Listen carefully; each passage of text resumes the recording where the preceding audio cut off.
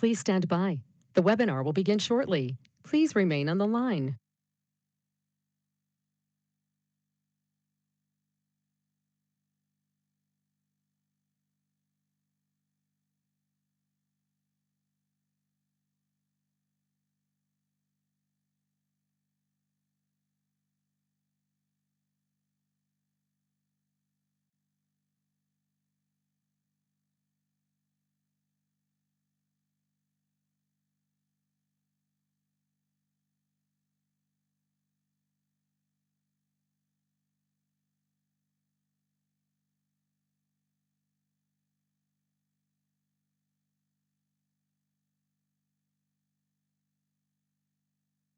The webinar will begin shortly. Please remain on the line.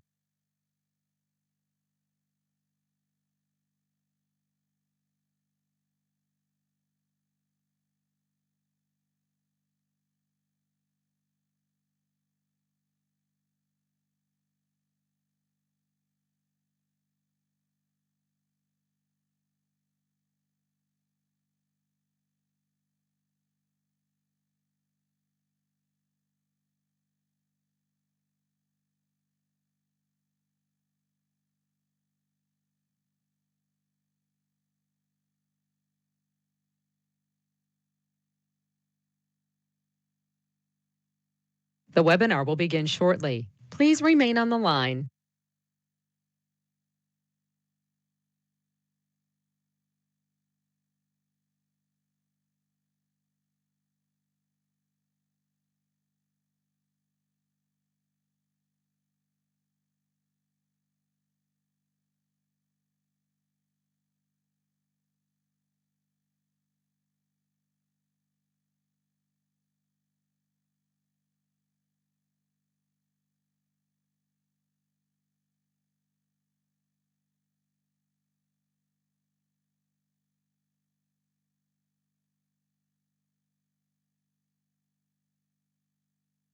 The webinar will begin shortly. Please remain on the line.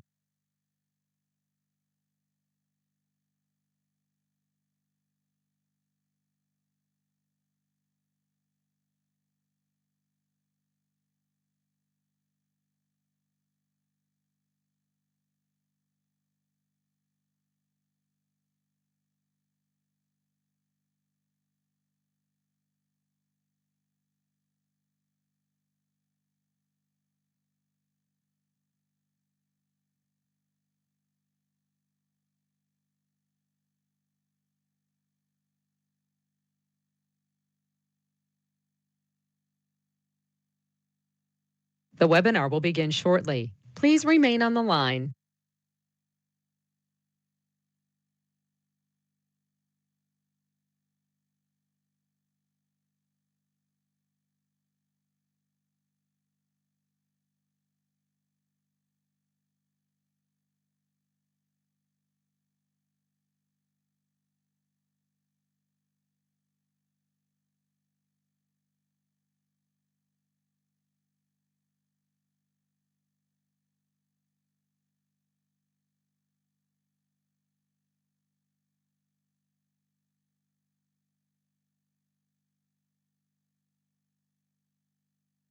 The webinar will begin shortly. Please remain on the line.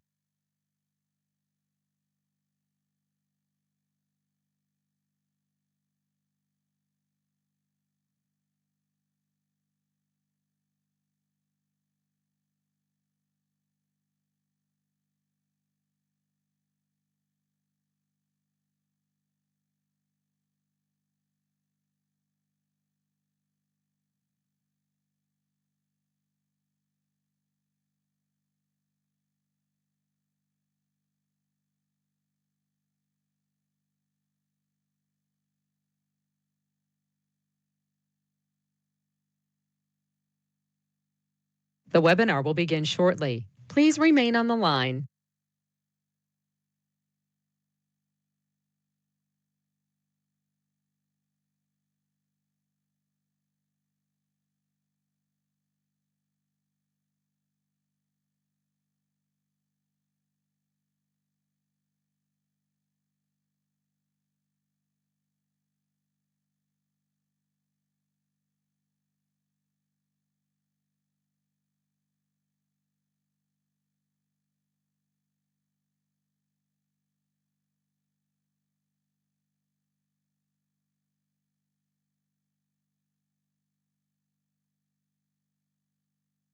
The webinar will begin shortly. Please remain on the line.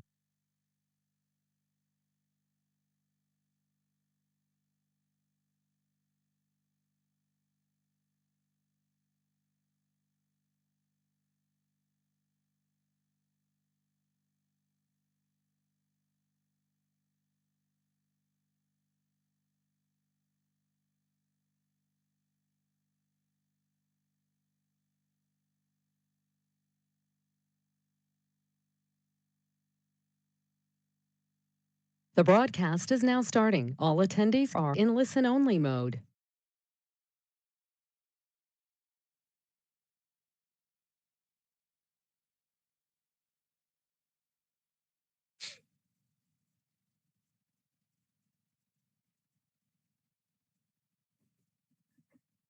Okay, hi everybody. Thanks for joining me again for today's session. If you can hear me, maybe I just trouble you to type in the yes under the question, tab or the chat box so that I know that you can hear me.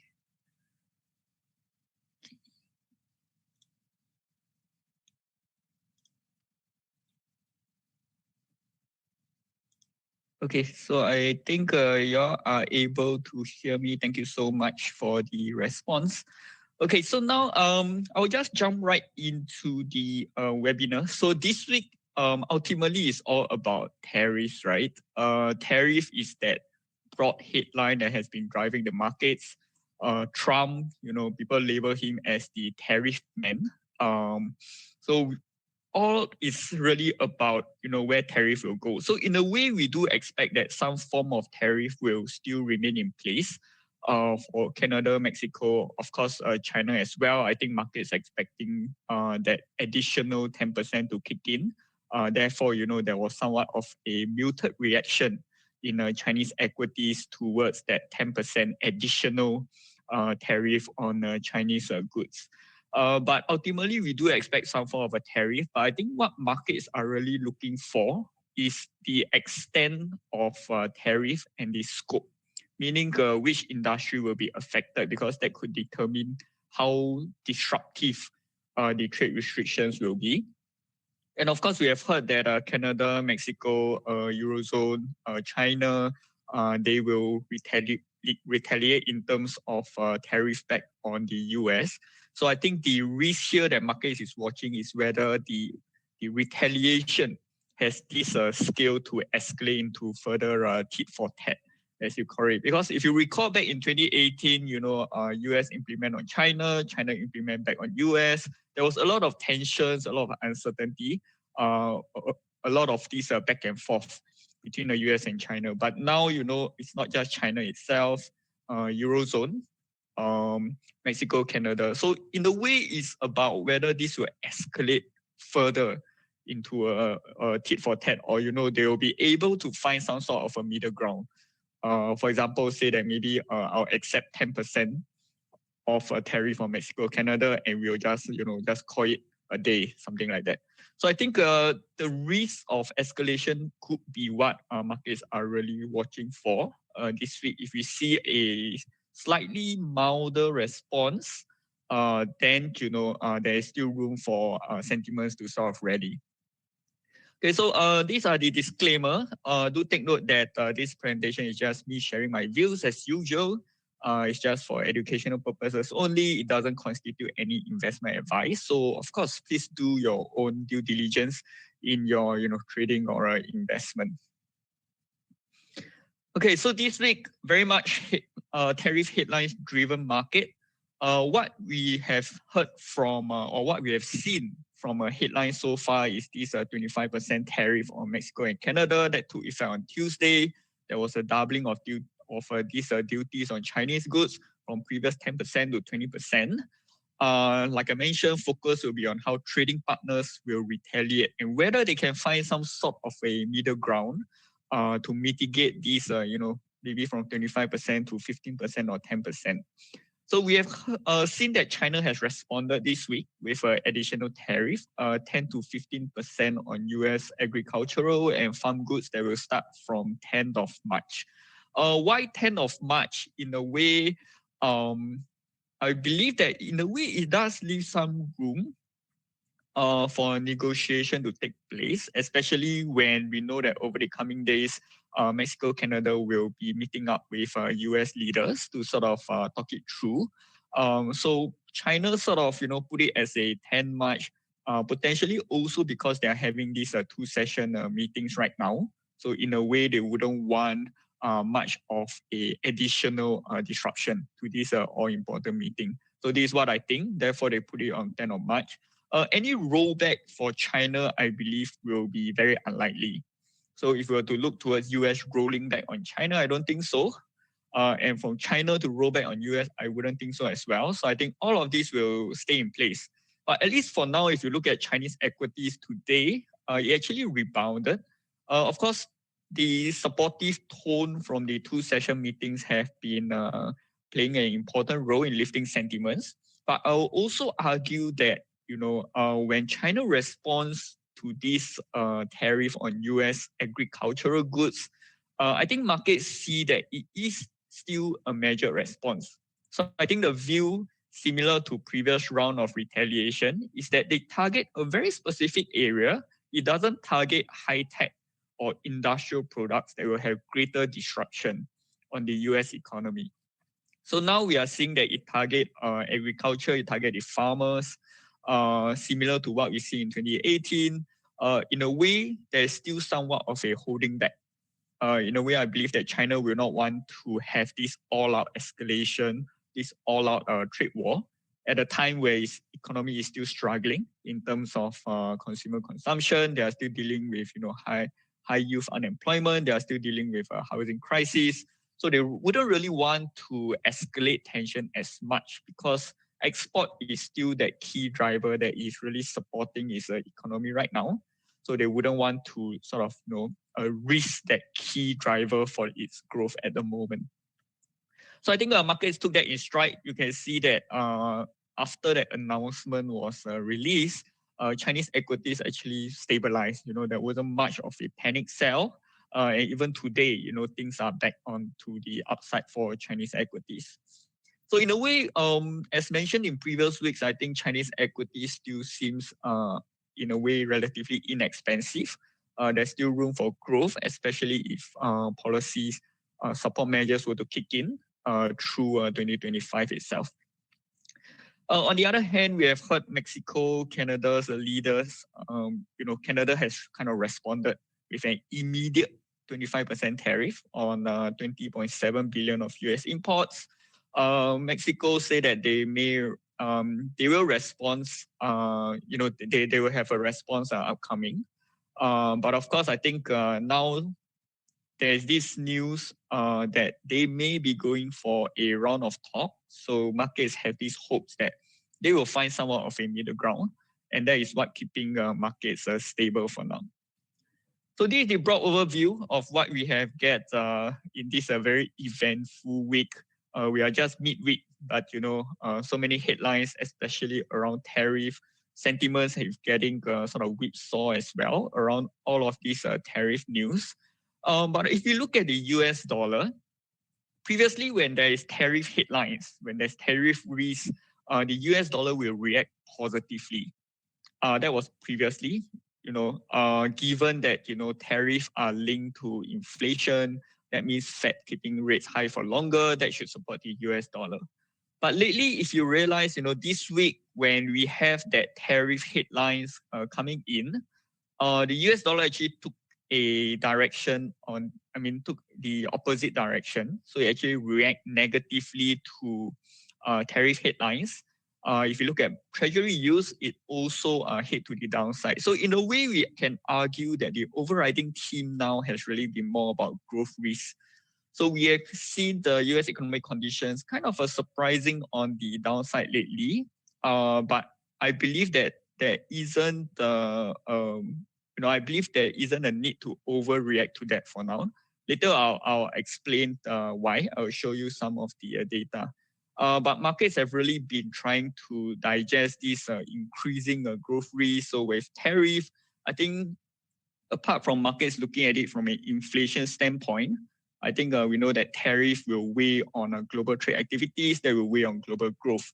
And that is what, has been dragging down the US dollar. So kind of surprising, we have seen that US dollar has been heading much lower over the past few days.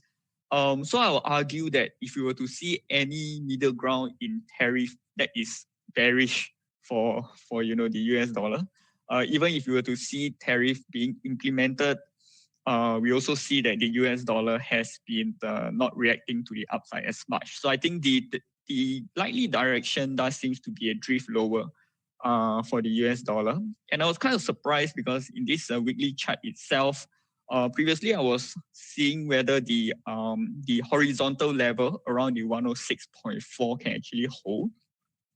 You can see that previously it has been a resistance, and then thereafter it broke out.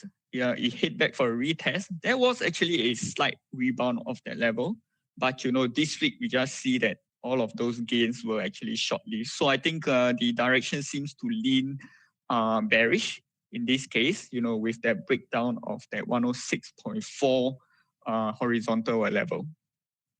If you look at some of the positioning for speculators, there's some unwinding, yes. So positioning slightly less stretched compared to previous extreme. But if you look at this, some may argue that there could be more room, to unwind further for the US dollar itself. So if you look at some of the currency pair, the USD crosses, this is the dollar Sing, the US dollar to Sing dollars. Previously it has surged, but now lately it has been trading on lower highs, lower lows. And what that means is that, there is a near-term bearish trend. And what this means is that, if it hits back to the upper trend line that has been connecting lower highs, that's provide an opportunity to short. Of course, if you want to see whether it can find support from the lower channel, you can do it as well. But just remember that you're actually going counter trend. So do take it as a very short-term trade. If you look at the RSI, struggling rejection of its midline as well. So near term, very much a weak picture for the dollar Sing. But on the other hand, we are seeing somewhat of a bullish reaction. Aussie dollar, currently it does seems to be bouncing off a near-term trend line. So I believe there is a good risk to reward for those long buyers. Euro dollar has also been performing very, very well. Previously, it forms a series of higher lows, and then somewhat of an ascending triangle, and past 2 days it actually broke out. So there are very positive news coming from the Eurozone. So they are expected to boost spending, especially after the Germany's election. We may expect, higher defense spending. That generally helps to support growth at a time where, Germany's economy is actually not doing very well. Growth has been stagnating, and it has been stabilizing, but still very much a pretty weak picture. So I think market seems to be cheering that there could be more form of a stimulus coming in after the recent election. Pound dollar as well. So previously it tried to retrace off that. You can see that trend line there, that thicker trend line. But retracement was short-lived. It's back on the upside. So it seems hard to, all of these USD crosses has really been gaining a lot of traction with that US dollar weakness itself, which we believe the trend may have room to continue. Dollar to Swiss franc, likewise, similar chart to the dollar Sing. So near term, lower high, lower lows dynamics. That means a near term downward bias. So what this means is that you have to be careful in going long. And if you want to go short, you can aim for the upper channel trend line, connecting lower highs as a potential entry point. Okay, so lately a lot has been talking about US growth conditions. This is the economic surprise index for the US. It's at its lowest level since October. What this means is that actual economic data has been coming in lower than market estimates. But to give you a comforting note, is that there's actually very little correlation between these negative economic surprises, and stock market performance. So doesn't mean that when economic data is coming in below what market expects, the stock market will enter a bear market, for example. There is very little correlation historically based on that. Okay, just want to address some of the key concerns that I have received, I have heard, and also you may have it at the top of your mind. A lot of headlines have been pointing to this data, this Atlanta Fed GDP Now data, which is a more real-time estimates. So as data streams in, you will see that this figure will be updated every week.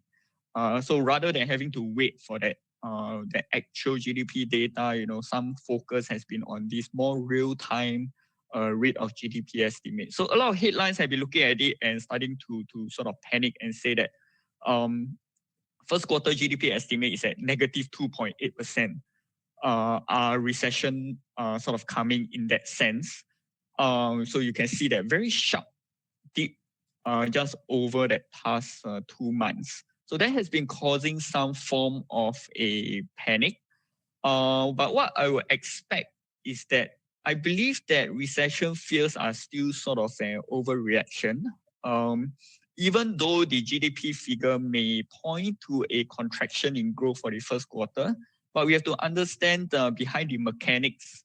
I think part of the downward adjustment is due to imports. So we know that when imports increase, they have a negative impact on GDP itself because it widens this trade deficit.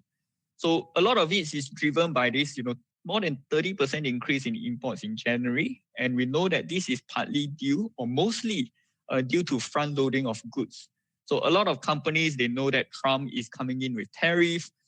January is actually his inauguration ceremony. So a lot of companies try to front run, load out on goods before all of those tariff hits. So that is temporary, in my view, because once you import all of these, it does mean that subsequent months you will have to import much less. And when you have lesser imports, that is generally supportive of your GDP number. Another key headwind that we see that has been dragging down this GDP number is also consumer spending. Sure, that is something that we should keep an eye on, given that consumer spending accounts for 2/3 of our US economy. So we will actually want consumer spending to hold up. But if you look at the recent figure, consumer confidence are lower. Consumer sentiments took a hit as well, largely because consumers are very uncertain on all of those tariff threats. So my view is that as time goes, as we get more clarity on whether, how much Trump wants to impose, we should see some stability coming back for consumer sentiments and spending itself. And not to mention that first quarter, we have seen, LA wildfires. We have seen snowstorm in the US that may also have this temporary drag on spending. So yes, while the growth numbers doesn't look good, I believe that there isn't a need to panic, prematurely. I believe that it could be somewhat of a overreaction. And I shift my attention to other factors that could drive stock market performance, that could drive risk sentiments over time. One of it is, of course, corporate earnings. We know that corporate earnings is that key that drives stock market performance over the medium term. And if you look at the earnings growth amid all of this is the analyst consensus. This is the consensus out on the street. We can see that first quarter earnings, 7.6% estimates. And the important thing is that momentum is expected to pick up stronger. So second quarter, we are looking at 9.8%, third quarter, 40.3%. And this recovery momentum is feasible in revenue growth as well. So 4.3 in the first quarter, potentially.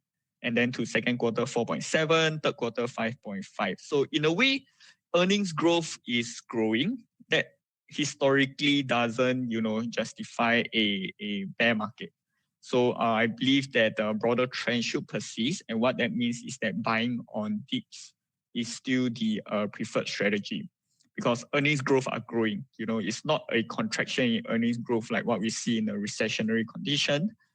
And of course, I believe if a weaker stock market, that may prompt more rate cuts, or Trump to really pull back on some of the tariff threats, tariff implementation. We know that Trump has been putting a very key focus on stock market. He sees it as a barometer of success. So he wouldn't really want to cause this a huge dip, or he wouldn't really want the stock market to crash in that sense. And of course, we know that apart from tariff being part of Trump's policy, we haven't heard much about tax cut plans, which we believe should kick in, and that generally is supportive of risk, supportive of recovery in sentiments. When we have tax cut plans coming in, that will help to drive that recovery in consumer sentiments and consumer spending. And last but not least, slightly a small reason, seasonality. So we know that some of the worst month for the year is apart from September, May, is also February. And now February is now behind us. We are into March. And generally, the second half of March tends to see a recovery.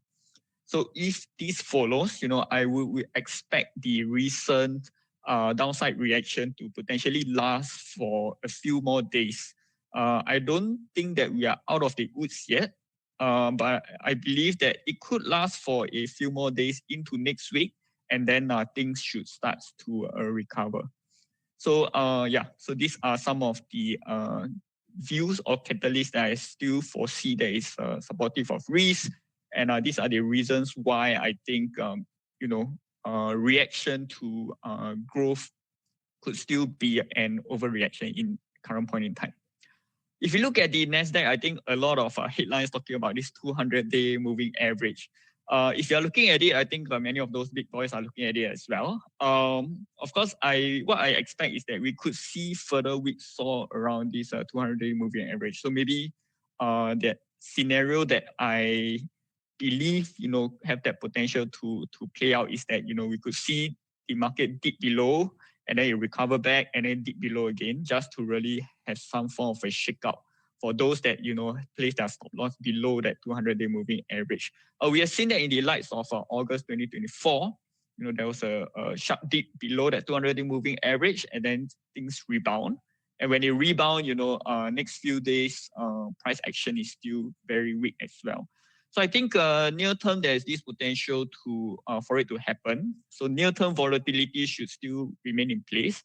But as I mentioned, I believe that in a way, we should be expecting some form of a recovery to kick in very soon, hopefully in the second half of next week, or even into next week itself.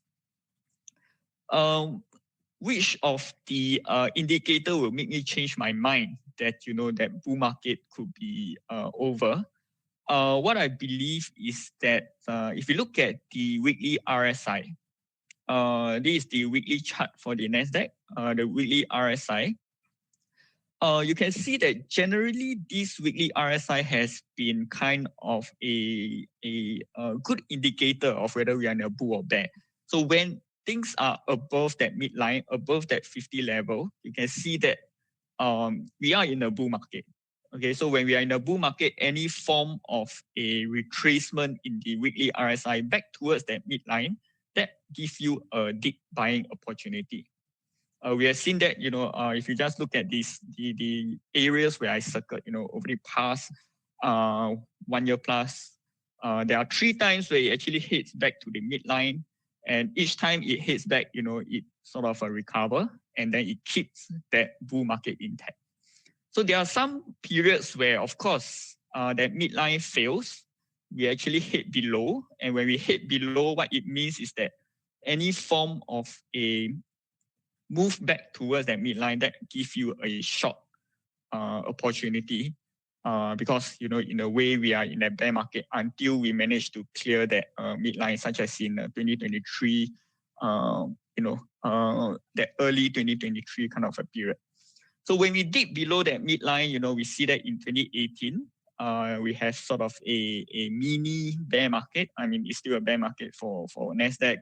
2020, that's due to COVID. 2022, that's due to Fed tightening. So something I'll be watching very closely, because now we are at the midline. So I would expect that, the buyers will have some heavy defending to do, potentially this week or into next week, to see whether we can actually, support this midline and keep the overall bull market intact. And if you look at some of the catalysts that have triggered all of this bear market, 2022 is Fed tightening, Fed rate hike, trying to curb inflation. 2020, COVID-19, and 2018, some clients, sort of pointed to me that 2018, that is the US-China trade war, right? Is that the trade war that caused this bear market?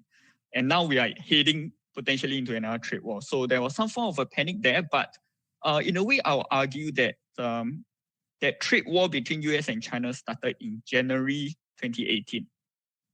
Okay, so if you look at the timeline from January 2018, yes, there's some volatility, but it actually, the NASDAQ actually pushed higher all the way till July, August, or even early September. So in a way, it is not the trade war that caused the bear market. And the bear market started in October 2018, and it's due to Fed's policy.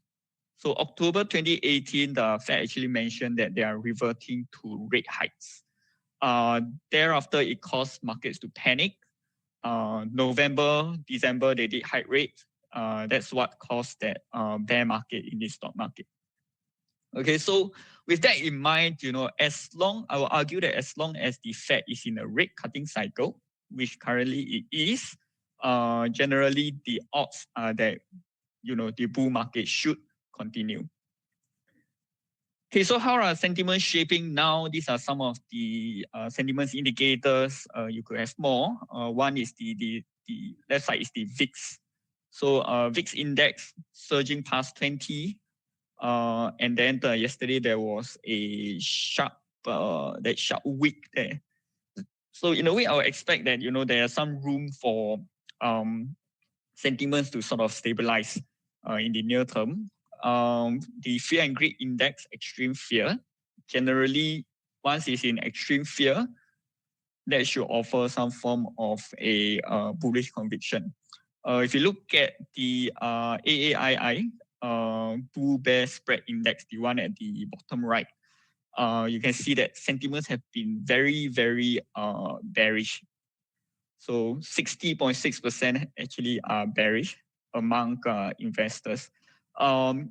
Generally, all of these indicators are more contrarian when there's extreme fear in the markets. In a way, what that means is that generally it wouldn't kickstart that bear market in that sense. So all of this does seems to justify that we could be, heading towards the end of this recent retracement, potentially last for a few more days, and we should see some form of a recovery kicking in next week. Some of the query that I got, Bitcoin. Yes, Bitcoin previously dipped below that neckline, rebounded, and then there was a bearish rejection again. So a lot of very long, thick candles you can see. Of course, now we managed to bounce off that 200-day blue line there for 2 times now. But of course, if you were to ask me, I think a more sustained bullish conviction is that we got to overcome this week's that very sharp, the very huge bearish red candle there. You can see that that orange circle there. I believe that if you are able to overcome that, that should offer a more bullish conviction that we should see further upside for Bitcoin. But for now, I think it's still more for sort of a short-term trading. Any form of rebound, we should see some resistance around this week's high itself. Ethereum, kind of at a, this is the weekly chart, by the way. Ethereum kind of at a lower trendline support. So, risk reward seems to favor buying on these dips. In the event where, close below this week's low, then, that will invalidate the long trades. But for now, it does seems the risk reward does seems attractive. Other indices, ASX back at the support confluence as well, very crucial. This is where the lower channel trend line coincides with that 200-day moving average. So a lot of indices are kind of a back towards that 200-day line. So we'll want that to hold. But of course, on the risk reward perspective, it seems attractive, for buyers that wants to ride on this broader upward trend. Some of the catalysts I wouldn't want to go through, but in a way, Australia more insulated from US tariff. They have managed to be exempted on previous occasions. Risk of US-China tit for tat, I think markets are taking it in stride. We have that 2 sessions still ongoing, means potentially more policy announcement from Chinese authorities that is supportive of Australia's economy, given that China is Australia's largest trading partner. Valuation inexpensive as well. For the technicals, I have sort of displayed here, and of course the weekly RSI also back at its midline, so that should see some defending. That midline hasn't been broken down since December 2023, so that will be key, to keep the broader upward trend intact. Okay, last but not least, I think some of the key data apart from all of those tariff headlines that we cannot really control, we can only take it in stride, is the US non-farm payrolls. So what are markets expecting? Expectations, US economy to add 180,000 jobs. That is still healthy, by the way, even though we are off that peak that we have seen from this COVID-19 recovery, but 180 is still in line with pre-COVID estimates, so that's fine. Unemployment rate unchanged at 4%, that is healthy as well. Wage growth at 0.3% versus the previous 0.5%, that should be healthy as well. So wage growth at 0.3, it suggests that wage growth is strong, but not too overblown to cause all of those inflation fears. So as long as we are able to see some data coming in line with estimates, or even outperform slightly, I believe markets will like that. Given all of those, all of the current concerns on US growth conditions, a good jobs data will help to calm some of those recession fears. And markets are leaning into 3 rate cuts by the end of this year. You can see it from the table on the right. There could be a cut in June, one in September, one in December. So we are still in the Fed rate cutting process that is supportive of the broader market performance. So something to watch there. Of course, what we do not want to see is a significant downside surprise, meaning that the US economy add much less job, unemployment rate jump. That could trigger a stronger market reaction, because now there are still some concerns on US growth. So if you have a poor data, that will you're gonna see a lot of headlines on recession, all of that. That will be bad for markets. So this is the key data that everyone will be watching, the US non-farm payrolls. Okay, so with that, I've come to the end of my presentation. Let me just take a look at some of the questions. Okay, in 2025, on your forecast, what are the sectors that can lead the upside? What about Max 7, semiconductor, technology again? Okay, very good questions. Based on earnings expectations, growth sectors are still the one that is expected to deliver the highest earnings growth. So I will argue that we shouldn't shrug them off completely. But I do admit, if you look at some of the charts, some of the charts for like Microsoft, Amazon, they are actually breaking down. They have actually broken down below that. There's somewhat of they haven't been delivering much upside over the past few months. So things are sort of stagnating right there. And I think a lot of it could, flow over to some of the more relatively inexpensive sectors such as financials. So in a way, to me, I wouldn't really shrug them off yet. But if you are heavily exposed to those counters, it could be time to really sort of manage your position and rotate them into some of the value stocks in that sense. Yeah. So is this the buy the dip opportunity, or can we expect a full 10% correction? Whether it will go to 10%, of course, I'm not sure. But whether this is the buy the dip opportunity, my view as I presented is that it is still.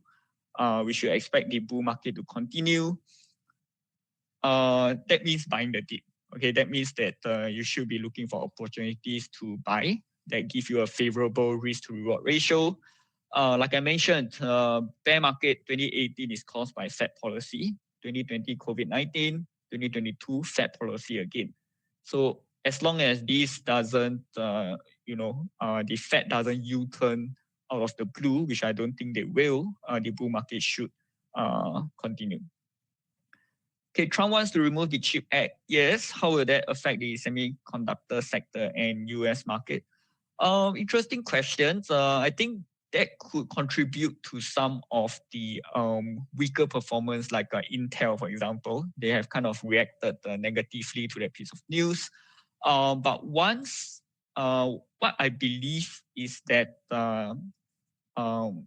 technology is still that crucial frontier for the US. Technology is a key area where US is leading. They wouldn't want to abandon innovation, expansion completely. So I think yes, removing the CHIPS Act could be one of the near-term headwinds, but I believe that they will compensate it with other policies. They want to bring in a lot of semiconductor manufacturing back to the US. So all of these could still support the semiconductor sector. I do see it as a little bit of just a temporary sort of a headwinds, because technology is still that crucial advantage that US has. So they wouldn't want to, sort of have any form of a headwinds to that. So removing CHIPS Act, but I think they will supplement it with other things to develop that sector. Okay, next question. You think Nasdaq has recovered from the DeepSeek shock? Yes, I think it's not about DeepSeek anymore. Initially, there was DeepSeek, things rebounded. And then thereafter, there was, I think now it's really more about tariffs. And like I mentioned, tariffs cause short-term volatility, but it wouldn't be huge enough to trigger a sort of a bear market in my view. Yeah, so in a way now it's all about tariff, near-term volatility, especially around that 200-day moving average. If the big boys wants to play around that, they can, meaning they could, sort of whip around that 200-day moving average, people panic a little bit, and then potentially a false breakdown, we could break down, and then people will believe that things could be that uptrend could be over, they sell their position, and then we have a false breakout. That could play out as well. Yeah, so but I believe it's not about DeepSeek anymore, and DeepSeek has still playing out not in the US but more in terms of Chinese tech. So if you look at Chinese Hang Seng Tech Index, it has been out on the outside today. So things are strong at the end, and there could still be more room for Chinese tech itself, as we see some of the impact from DeepSeek seeping into their earnings results over the next few quarters. Is Russell 2000 a buy the dip opportunity? Russell can be I'm slightly more cautious about the Russell index. Let me just show you the chart itself.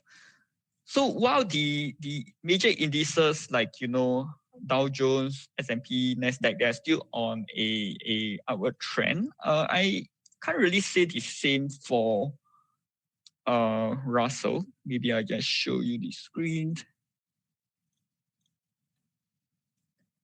Yes. So this is the Russell US 2000.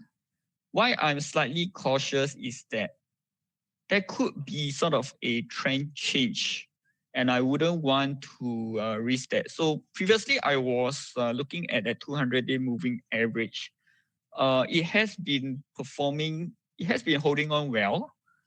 You can see, it hangs here, hangs here, hangs here. Now we have actually dipped below that 200-day moving average. And previously it was on, this higher high, higher low, higher high, higher low. So this is a broad rising channel, means it's an uptrend. But recently, if you look at the small cap dynamics, lower high, lower low, lower low here, lower high, lower, another new lower low. So in a way, if you want to do short-term trades, yes, there could be chance for maybe a bounce. Looking at this very strong bullish hammer here of that lower channel trend line, we could see somewhat of a near-term bounce, but that broader trend does seems to suggest that things could still be bearish for small caps. So we could see a bounce, but there are several key resistance here that could cause that new low high, and then that downward trend could continue. So more for short-term trades, but I believe the broader trend should that seems to be leaning bearish in my point of view. Yes.